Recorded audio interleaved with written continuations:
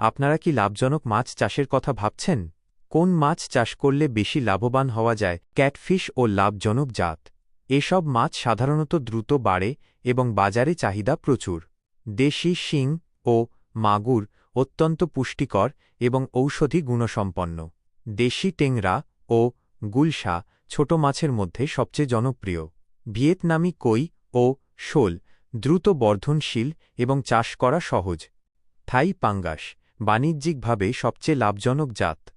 Carp জাতীয় ও বড় মাছ, সাদা মাছ। পুকুরে মিশ্র চাষের জন্য এসব মাছ সেরা। রুই, কাতল ও মৃগেল, সোনালি রুই বড় মাছের মধ্যে প্রধান। গাসকাপ ও ব্লাটকাপ পুকুরের ঘাস ও শামুক নিয়ন্ত্রণে কার্যকর। শিকারি ও বিলের মাছ যারা বিশেষায়িত চাষ করতে চান তাদের জন্য। চিতল, বোয়াল ও আইড় বড় জলাশয়ের জন্য উপযুক্ত। তরা বাইন বিলের মাছের স্বাদ পেতে এটি অনন্য। ৪. আধুনিক জাত। ফিলিপাইন জাতের মনোসেক্স তেলাপিয়া এটি বর্তমানে তেলাপিয়ার মধ্যে সবচেয়ে উন্নত জাত।